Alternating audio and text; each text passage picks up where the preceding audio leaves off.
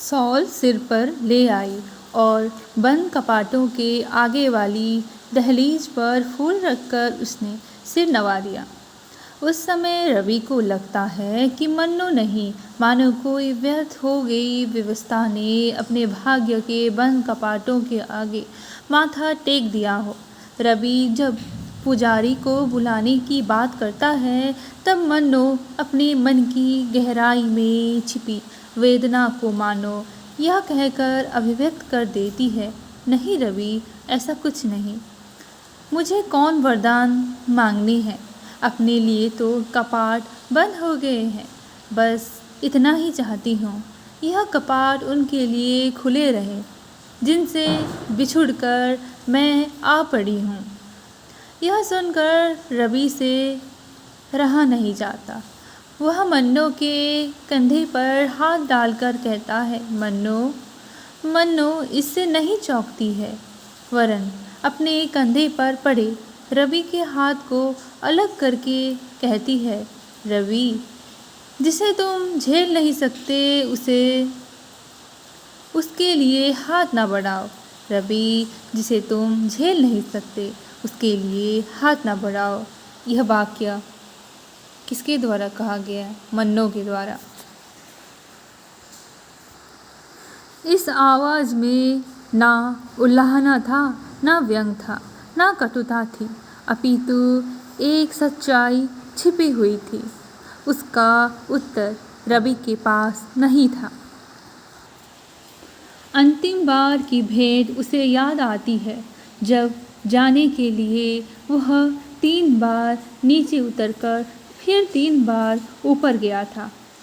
वह मन्नो से विदा लेकर नीचे उतरता है पर कह नहीं पाता। उसके आने पर मन्नो को ना आश्चर्य होता है, ना बिछुड़ने की उदासी। रवि मन्नो को कहकर मानो छूना चाहता है, पर मन्नो नहीं कहकर उसे आंखों के इशारे से विदा देती है। रवि फाटक के पास पहुंचकर मन्नो की सिसकियां सुन पाता है। वह थोड़ी देर तक रुक जाता है पर दिल कड़ा करके चला जाता है। फिर रवि की शादी हो जाती है। घर में सुंदर बहू आती है। उसका तन मन पत्नी मीरा से सस्पर में खिल उठता है। बरसों बीत जाते हैं। एक बार दौरे पर लखनऊ आते समय बुआ से जब मुलाकात होती है तब बुआ सूचना देती है कि मन्नो अब नहीं रही। बुआ मन्नो के अंतिम दिन के हाल बताती है। रात को सोई तो जगी नहीं। अम्मा छुट्टी पर थी। सुबह सुबह माली अंदर आया तो सांस चुक गई थी। बुआ आंखों से आंसू पोंछकर रवि से कहती है कि तुम एक बार उसे पत्र लिखते तो अच्छा होता। बुआ उसके नाम पर अलमारी में छोड़े गए पार्सल के बारे में बताती है जो एक जर्सी थी। दूसरे दिन रवि जाने के पहले बुआ के पांव छूता है तो बुआ उसे रवि संबोधन करके कुछ सुनने की प्रतीक्षा किए बिना रवि नहीं कह देता है, मानो वह जर्सी ले नहीं सकता। बुआ टूट जाती है। वह कहना चाहती है, यही बार बार सोचती हूँ कि जिसके प्यार को भी कोई ना छू सके ऐसा दुर्भाग्य उसे क्यों मिला, क्या मिला। लखनऊ से लौटकर रवि कई दिनों तक मन्नो को याद करता है। वह कल्पना से देखता है कि पाइंस में कुर्सी पर बैठकर मन्नो मेरे लिए जर्सी तैयार कर रही है। बरसों बीत जाते हैं। साल भर बीमार रहने के बाद रवि भुवाली के उसी कॉटेज में आ जाता है। अब वह बिस्तर पर लेटा रहता है। यहाँ उसके लिए अकेलापन साथी है। दरवाजे के पर्दे को हटाकर कोई उनसे मिलने यहाँ नहीं पहुँचता। अब पत्नी के सुगंधित केस उसके वक्ष पर नहीं बिछ जाते। पत्नी के रस भरे अधरों का स्पर्श अब नहीं मिलता।